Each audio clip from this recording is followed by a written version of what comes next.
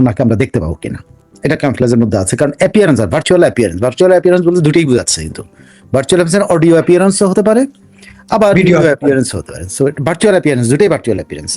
তো যাই হোক, এই দিল্লি ক্লাবে কিন্তু এর আগে তিনি আরেকবার তার অডিও করে শোনানো হয়েছিল, রেকর্ডের অডিও শোনানো হয়েছিল। সে সময় বাংলাদেশ তীব্র প্রতিবাদ জানিয়েছিল এই দিল্লি প্রেস ক্লাবে। এখন সেখানে ভার্চুয়াল অ্যাপিয়ারেন্স বলতে যেটাই বুঝুক না কেন, মানে উনি লাইভ থাকবেন, এটা লাইভ থাকবেন, লাইভ অডিও তো থাকতে পারেন, লাইভ ভিডিও তো থাকতে পারেন। আর লাইভ অডিও উনি বাংলাদেশে তো প্রায় অলমোস্ট সমস্ত জেলায় অনেক ছোট ছোট জায়গায়, উপজেলায়, গ্রামে পর্যন্ত উনি লাইভই কথা বলছেন। হ্যাঁ, সেটা বলছেন। এখন এখানে এক্স্যাক্টলি বলছে ভার্চুয়ালি কথা বলবেন। দেখা যাক, আমরা 5 তারিখের জন্য অপেক্ষা করতে পারি। সেই 5 তারিখের প্রেক্ষাপটে যেটা ওখানে একটা গুরুত্বপূর্ণ দিক হলো ওইটার, যে আপনি বলছেন শুধু ইন্ডিয়া টুডেতে না, ভারতের অলমোস্ট বেশিরভাগ পত্রিকায় কিন্তু এটা প্রচারিত হয়েছে। ইন্ডিয়া টুডেতেও যেমন হয়েছে। আমি বলছি ইন্ডিয়া টুডের বরাত দিয়ে বাংলাদেশের বিডি নিউজ রিপোর্টটা করেছে। ও আচ্ছা বিডি, আচ্ছা, ভারতের প্রায় অলমোস্ট সব জায়গাতে, আনন্দবাজারেও ছাপা হয়েছে, সব জায়গায়, কলকাতার আনন্দবাজারের ছাপা হয়েছে। এখন এখানে কি কি হতে পারে, কি কি হবে সেটা আগে একটু বলে নেই। যে foreign correspondent club FCC south এশিয়ার যে দিল্লির যে মানে আছে, কার্যালয় আছে, সে কার্যালয়ের স্যার মার্ক ট্যালি অডিটোরিয়াম, এটা হলো দিল্লির মথুরা রোডে। সো এটা মথুরা রোডে মার্ক ট্যালি অডিটোরিয়ামে অনুষ্ঠিত হবে এই যে এফসিসি সাউথ এশিয়ার কার্যালয়ের ওখানে। আর আরেকটা হলো যে এটা সন্ধ্যা 5 তারিখ সন্ধ্যা 6টা থেকে 7:30 পর্যন্ত হবে। আর সেখানে জয়েন করবেন কে? সেখানে জয়েন করবেন তার ছেলে সজীব ওয়াজেদ জয়, তারপরে হইলো সাবেক শিক্ষামন্ত্রী মহিউল হাসান চৌধুরী নফেল, তারপরে হলো ওই যে হিউম্যান রাইটস ওয়াচের general secretary Mohammad Ali Siddique, USA based যিনি, হ্যাঁ, তিনি থাকবেন। আমাদের ক্রিকেটার সাকিবুল হাসান থাকার কথা রয়েছে, ক্রিকেটার সাকিব আল হাসান থাকার কথা হয়েছে। সাবেক ডিপ্লোম্যাট কেউ থাকবেন। তারপরে সিকিউরিটি অ্যানালিস্ট পলাশ থাকবেন, আমিনুল হক পলাশ থাকবেন। তারপরে counter terrorism analyst Abu Ubaidah Irin থাকবেন। শাহ মোহাম্মদ বখতিয়ার থাকবেন, যিনি হলেন বাংলাদেশ হিউম্যান রাইটস ওয়াচের ইউএসএর উনি ডিরেক্টর। আর এটা সভাপতিত্ব করবেন Wael Abdad or Awad, but এবার ওনার উচ্চারণটা কি আমি এক্স্যাক্টলি জানি না, যে কারণে আমি এটা করতে পারিনি। উনি হলেন international association of press clubs IAPCর এবং এফসিসি সাউথ এশিয়ার প্রেসিডেন্ট। তো এটা সত্যি আলোচনার ঝড় তুলেছে, যে এই ভার্চুয়ালি যে উনি আসছেন, এটা অবশ্যই আলোচনার ঝড় তুলেছে। এই ফাঁকে আমি আরেকটা কথা বলি, ওনার এটার সাথে কিন্তু আরো কতগুলো জিনিস সামনে আসতেছে। সেটা হলো, আমি একটা খবর পড়ি, তাইলে আপনি বুঝতে পারবেন অনেক কিছুর সাথে আসতেছে। ব্যাপকভাবে মিডিয়াতে প্রচার হয়েছে, এবং এইটার সাথেই একটা পত্রিকার, বাংলাদেশে একটা অনলাইন পত্রিকা খুব সুন্দর, আজকের সময় বা আজকের পত্রিকা সময়, আজকের কণ্ঠ সময় বা এরকম কিছু হতে, সেখানে ইন্টারেস্টিংলি আজকের সময় নিউজ, হ্যাঁ, সেখানে ইন্টারেস্টিংলি সাবির হোসেন চৌধুরীর একটি বক্তব্য ছাপা হয়েছে। সেখানে সাবির হোসেন চৌধুরী ইন্টারেস্টিং বক্তব্য দিয়েছেন আজকে সময় নিউজে। সেটাতে বলছেন, বাংলাদেশ আওয়ামী লীগের প্রেসিডিয়াম সদস্য ও সাবেক পরিবেশ ও বন ও জলবায়ু পরিবর্তন বিষয়ক মন্ত্রী সাবির হোসেন চৌধুরী বলেছেন, বর্তমান রাজনৈতিক লড়াইকে তিনি দলের জন্য অত্যন্ত গুরুত্বপূর্ণ হিসাবে দেখছেন। তিনি বলেছেন, কোট, এটাই হবে আমাদের জীবনের শেষ যুদ্ধ। আমরা এই যুদ্ধে জয়ী হব এবং জনগণ আমাদের সঙ্গে থাকবে। তখন আমরা আর সাপের লেজে আঘাত করতে চাই না, সরাসরি মাথায় আঘাত করব। আপনি কোটেশনটা আবারও আমি বলি, এটাই হবে আমাদের জীবনের শেষ যুদ্ধ। আমরা এই যুদ্ধে জয়ী হব এবং জনগণ আমাদের সঙ্গে থাকবে। তখন আমরা আর সাপের লেজে আঘাত করতে চাই না, সরাসরি মাথায় আঘাত করব।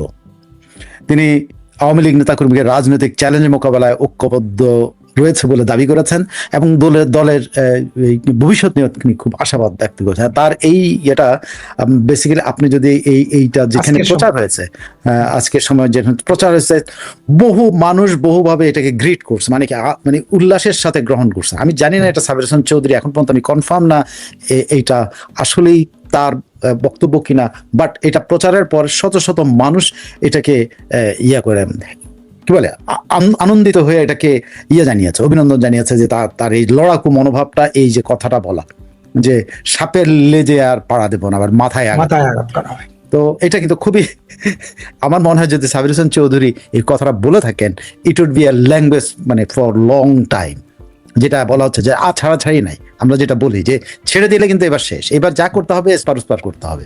তো ওনার এই কথাটা যদি সত্যি হয়ে থাকে, এই আজকের সময়ের মানে স্টাফ রিপোর্টার আর এই রাজন এই রিপোর্টটা করেছেন, আমার এক বন্ধু আমাকে পাঠিয়েছে, কিন্তু আমি এই সাবির হোসেন চৌধুরীর কাছ থেকে এটা ইয়ে করতে পারছি না, এটা আমি ক্রস চেক করতে পারি নাই। তবে একটা জিনিস পরিষ্কার হয়ে গেল যে শেখ হাসিনার এই যে গত কয়েকদিনের যে ক্যাম্পেইন, যেটা আপনাকে বলছিলাম যে ইট ইজ এ লং ক্যাম্পেইন, একটা লং মুভমেন্টের যে ডাক দিয়েছেন, সে লং মুভমেন্টে কিন্তু শুরু হয়েছে, কি বলে এটার সাথে মানে একটা আন্দোলন যে গড়ে উঠতেছে, সেটা কিন্তু এটা এখন চেহারা দেখা যাচ্ছে। সাবির হোসেন চৌধুরী বক্তব্য দিয়ে থাকলে এখানে কিন্তু একটা সিরিয়াস বক্তব্য, কারণ সাবির হোসেন চৌধুরী এই বক্তব্যটার সাথে যদি এই বক্তব্যটা এসে থাকে, এটা কিন্তু হবে হলো সার্জিও গোরের সাথে সাবির হোসেন চৌধুরীর কথিত বৈঠকের ফল। খেয়াল করে দেখেন, শেখ হাসিনার এই যে ঘোষণাটা বা এই যে এফসিসি সাউথ এশিয়া যে ইয়েতে অনুষ্ঠানটা করবেন, এই ঘোষণাটা কখন আসলো হলো দীনেশ ত্রিবেদী এবং সার্জিও গোরের সাথে বৈঠকের পরে। এবং সাবির হোসেন চৌধুরীর এই বক্তব্যটা কখন আসলো? এই সাবির হোসেন চৌধুরী সার্জিও গোরের সাথে কথিত বৈঠকের এর কারণ পরেই আসলো। সো আমার কাছে, আমি যেটা প্রথম থেকে বলছি যে শেখ হাসিনার দেশে আসার ঘোষণাটা শুধু অনেকে মনে করছেন কোন দিন আসবেন ঘোষণা, এটা আমি সবসময় বলে আসছি ইটস এ লং মুভমেন্ট। তবে আরেকটা জিনিস আপনাদের ইনফরমেশন, আমি দিল্লি বেস ইনফরমেশন একটা দিই, সেটা হলো আরেকটা ইনফরমেশন আছে, সেটা হলো দিল্লি বেসড যারা আছেন তারা বলছেন যে শেখ হাসিনার বাংলাদেশে ফেরত আসার দিনক্ষণ চূড়ান্ত হয়ে গেছে, এবং বলছেন যে এটা ডিসেম্বরের আগেই হতে পারে, বাট ডেটটা কেউ, এবং আরো বলছেন যে কি বলে, তিনি বাংলাদেশে রওনা দেওয়ার আগে তিনি যে ইনফরমেশনগুলো আসছে এখন হাতে, সেগুলো হলো তিনি আজমির শরীফ যাবেন এবং খাজা মঈনুদ্দিন চিশতির মাজারে যাবেন। আজমির শরীফ তুই খাজা মঈনুদ্দিন চিশতির মাজার, ওখানে যাবেন দেশে ফেরার আগের দিন, এবং সেখান থেকে তিনি আন্তর্জাতিক গণমাধ্যমের একটা সাংবাদিকদের সঙ্গে একটা মত বিনিময় করবেন। ঠিক আছে, সেখান থেকে এসে একটা মত বিনিময় করবেন, তারপর সেখান থেকে রওনা দেবেন, এবং তার পুরা এই জিনিসটা এটা বিভিন্ন মাধ্যম লাইভ কভার করবে। এরকম ইনফরমেশনগুলো এখন রিভিলড হচ্ছে। আসলে ইনফরমেশন ফার্স্ট হ্যান্ড ইনফরমেশন, আরো এগুলা হবে, মানে পোক্ত হবে, আরো পোক্ত হবে, আরো কনফার্ম ইয়েতে আসবে আশা করি। তো এই জিনিসগুলো কিন্তু কেউ কল্পনা করে নিশ্চয়ই দিচ্ছে না, এগুলো নিশ্চয়ই আমার ধারণা অবশ্যই বাইরে ইনফর্ম করা হচ্ছে, নাহলে একেবারে স্পেসিফিক বলতেছে আজমির শরীফ যাবেন, খাজা মঈনুদ্দিন চিশতির মাজার জিয়ারত করবেন, তারপরে সেখান থেকে এসে উনি কি বলেন ইন্টারন্যাশনাল আপনি জানেন যে দিল্লি সকল ইন্টারন্যাশনাল গণমাধ্যমের একটা হাব, ওখানে এমন কোনো গণমাধ্যম নাই পৃথিবীতে যেটার অফিস নাই, মানে ইন্টারন্যাশনালি রিপোর্টেড গণমাধ্যমগুলো, তাদের সেখানে উনি বলছেন যে ওখানে একটা মত বিনিময় সভা করবেন, মানে মত বিনিময় মানে তো বোঝা যায় একটা প্রেস কনফারেন্স, এবং সেইখান থেকে প্রেস কনফারেন্স শেষ করে তিনি রওনা দেবেন। এগুলা এত এটা মানে কি বলে, আমার কাছে মনে হচ্ছে যে ধরেন এটা স্পেসিফিক কি বলে, এটা হয়তো ওনার কর্মসূচি না, কিন্তু এগুলো ডাইভার্জ হওয়া বা এগুলো মার্কেটে আসা, কিন্তু এটা কিন্তু এক ধরনের ওই যে বলছিলাম যে মুভমেন্ট, যে সবকিছুর মধ্যে এটা আলোচনায় থাকার, কিন্তু আলোচনায় রাখা হচ্ছে। সো আপনি যেটা বলছেন, বাংলাদেশে যারা খুব ফুর্তিতে ছিল যে শেখ হাসিনার রাজনীতি বন্ধ করে দিয়েছে, এতে আমি বারবার ওই ব্যাখ্যাটা আপনার ওদের পার্লামেন্টারি আমার এই সাইফুল স্টুডিও আমি কিন্তু ডিটেইল বলেছি, ওয়ার্ডিং গুলা বলছি যে কি ওয়ার্ড ইউজ করেছে, সেই ওয়ার্ড গুলা কি, সেখানে কোথাও বলা হয় নাই। তারা বলছে, আমি আবার বলছি, তারা বলছে যে তাকে রাজনৈতিক প্ল্যাটফর্ম দেওয়া হয়নি, আর তিনি ভারতের ভূখণ্ডতে রাজনীতি করবেন না। ঠিক আছে, তো উনি তো ভারতের নাগরিক না, তো উনি তো ভারতের নাগরিক যদি না হন, তাহলে উনি ভারতের রাজনীতি কেমনি করবেন? তাকে প্ল্যাটফর্ম দেওয়া হয়নি, উইচ ইজ ট্রুথ। কোনো প্ল্যাটফর্ম তো ওনারে কোনো রাজনৈতিক মঞ্চ দেওয়া হয়েছে, কোনো সংগঠন করার উনি করছেন, যে আওয়ামী লীগের মিটিং করছেন, তা তো করেন নাই। ওনার জন্য যেটা রাখা হয়েছে অ্যাজ প্রাইম মিনিস্টার গেস্ট হিসাবে, প্রাইম মিনিস্টার হিসাবে ওনাকে গেস্ট হিসাবে রাখা হয়েছে। ওনার ফ্রিডম দেওয়া হয়েছে যে উনি যার সাথে ইচ্ছা তার সাথে কথা বলতে পারবেন, তিনি উইশ করবেন কথা বলতে পারবেন, যার সাথে ইচ্ছা নাই উনি কথা বলবেন না, কার সাথে উনি ওনার সবকিছু ওনার ইচ্ছার কাছেই। এবং আপনার ওই ভারতীয় পার্লামেন্টের যে ব্যাখ্যাটা, সেই ব্যাখ্যাটা আমি মানে একেবারে লাইন বাই লাইন আমি ব্যাখ্যা করার চেষ্টা করছি। তো তারা কি বলছে? তারা বলছে যে ভারতের ভূখণ্ড ব্যবহার করে অন্য দেশের বিরুদ্ধে রাজনীতি করতে পারবেন না। তারা বলছে এটা হলো তাদের জেনারেল নীতিমালা, অন্য দেশের বিরুদ্ধে।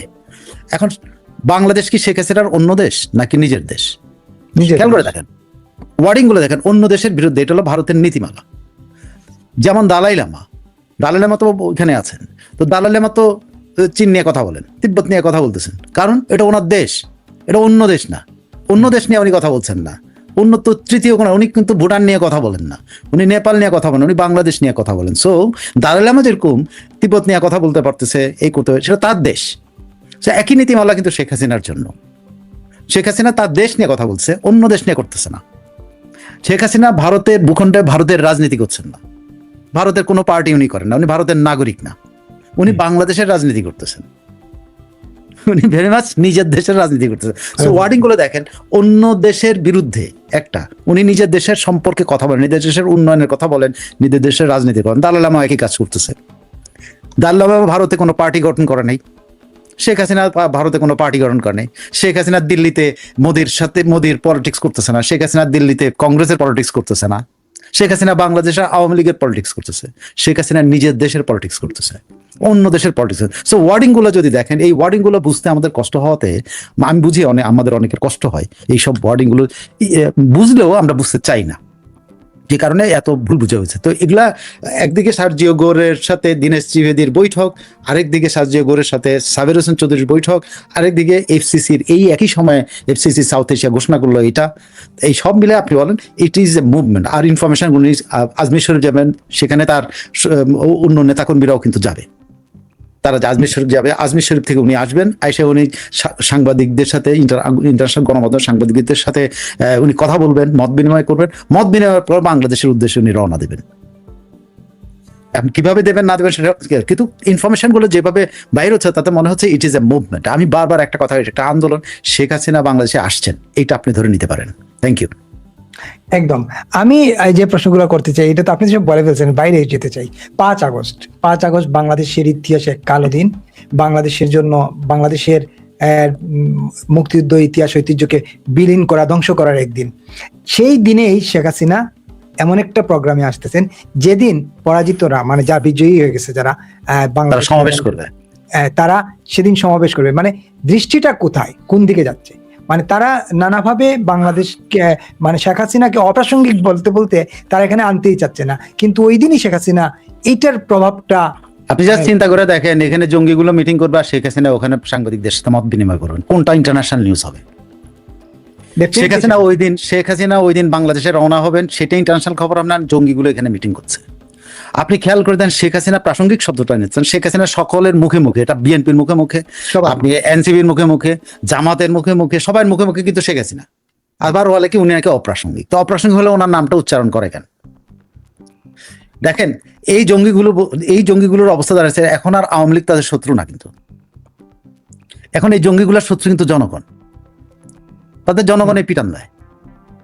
এখন তো আওয়ামী লীগ এখনো পিটাই নাই, তো ওরা একদিকে বিএনপিরে দায়ী করে, আবার কেউ বলে না বিএনপিটা করে না, এটা এরা করছে। তো কারা পিটায়? তাইলে জনগণ পিটাচ্ছে। যদি জনগণ পিটায়, তাহলে এখন এদের শত্রু, তারা মনে করে তারা বাংলাদেশে বিপ্লব করছে। এখন বিপ্লব করে কি তারা এখন জনগণের শত্রুতে পরিণত হচ্ছে, যে জনগণ তাদেরকে পিটাচ্ছে,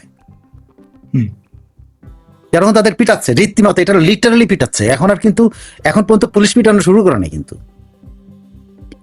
পুলিশও পিটানো শুরু করবে। কিন্তু পুলিশ একটা কেলানি দিচ্ছে, আকি মনে করেন আপনি যদি এখন বাংলাদেশের এখন যদি আপনি 90% মানুষ আপনার, তারা প্রত্যেককে আওয়ামী লীগ করে না কিন্তু, বা বিএনপি বিষয় না, আওয়ামী লীগ করে না, কিন্তু শেখ হাসিনা সবার মুখে মুখে আছে। আমার তো মনে হয় 100%। এখন ওই জঙ্গিগুলো শেখ হাসিনা চলতেছে, রাতের বেলা স্বপ্নে দেখে যে শেখ হাসিনা খারাপ হয়েছে। কারণ শেখ হাসিনা একটা অডিও ফাঁস হয়েছে, আপনি নিশ্চয়ই দেখতে পাইছেন। তিনি ইসলামের নাম অনুসরণ, ইসলামের আইন কানুন অনুসরণ, কোরআনের আইন অনুসরণ করে বলছেন যে যেটা নেওয়া হবে সেটার বদলা সেটাই নিতে হবে। আমি আর উচ্চারণ করলাম না, কারণ এটা আমার কাছে খুব ভয়াবহ লাগে। বাট ওনার মানসিক অবস্থা বা উনি মনোভাবের দিক থেকে আমার মনে হয় না এবার জঙ্গিগুলোর ছাড় আছে। 71-এ তারা ছাড়, 72-এ তারা ছাড় পেয়েছে, হুম। এবার আর ছাড় না। এবার অলিতে গলিতে, মাঠে ময়দানে, গ্রামে গঞ্জে সব জায়গা থেকে ওরা বিতাড়িত হবে। কোথায় যাবে আমি জানি না। তাদের বাপের দেশ পাকিস্তানেও যেতে পারে, তাদের বাপের দেশ তুরস্কে যেতে পারে, তাদের বাপের দেশ সৌদি আরব যেতে পারে, আর অন্যান্য যেগুলো যেসব দেশ তাদের বাপের দেশ বলে মনে করে সেই দেশে, মায়ের দেশে তারা থাকতে পারবে না। এটা নিশ্চয়। মায়েদেরকে যে পরিমাণ বেজ্জত করছে ওরা, মায়েদেরকে যেই পরিমাণ বেজ্জত করছে, সে মায়ের দেশে ওদের জায়গা হবে না। মাদারল্যান্ড বলার জন্য ওদের আর জিব্বা রাখা হবে না। ফাদারল্যান্ডে যায় তারা জিব্বা চালাইতে পারে, মাদারল্যান্ডে আর পারবে না। ওদের মাদাররাই কিন্তু আজকে তাদের বিরুদ্ধে অবস্থান। আপনি কালকে আপনার অনুষ্ঠান বলছিলাম, একজন বাবা হিসেবে বলছিল, সংস্কৃতি প্রতিমন্ত্রী কি যেন নাম ওনার, উনি বলছিল যে আমার ছেলের, আমি সংস্কৃতির জন্য আমার মন্ত্রণালয় যুদ্ধ করে, এটা বিকাশের জন্য আমরা কাজ করি, আর আমার ছেলে ওদের ভাষায় কথা বলে, আমার কিরকম লাগে। তো আপনি একজন বাপ এই কথা বলতেছে, তা মা কি, আপনার মায়ের অবস্থাটা কি? বাপের এটা লাগতেছে তার অর্ধাঙ্গিনী নিয়ে যে বাজে মন্তব্য করছে, তার মাকে নিয়ে যে বাজে মন্তব্য করছে, তার সন্তান নিয়ে যে, বাচ্চা মেয়েটাকে নিয়ে যে বাজে মন্তব্য করছে, এগুলো তো মানুষ না, এগুলো তো মানুষ না, এগুলো তো কীট পতঙ্গ। আর কীট পতঙ্গের মধ্যে একটা চরিত্র আছে, আপনার মৌমাছির একটা চরিত্র আছে, আপনার বোমরার একটা, সবার একটা চরিত্র আছে। এদের তো কোনো চরিত্র নেই। এরা কি ভাষায় কথা বলে, এদের ভাষা আপনি খালি শোনেন। আপনি তো ধরেন বিএনপি খেপেছে শুধুমাত্র ওদের নেতাদের বকাবকি করার জন্য, তাইলে বলেন যখন এখন যেই বিএনপির লোকেরা ওই হাদি নামের একটা যে কুলাঙ্গারের এই জানাজায় গেছিল, আমি তো মনে করি তাদের উচিত বঙ্গোপসাগরে যে আবার গোসল করে তারপর আসা, যে আমরা অপরাধ মুক্ত হই, আমরা এই শয়তানের প্রভাব মুক্ত হই। সকল বিএনপির যা উচিত, মির্জা ফখরুল ইসলাম আলমগীরের যা উচিত, যে বঙ্গোপসাগরে যা গোসল করে আসা।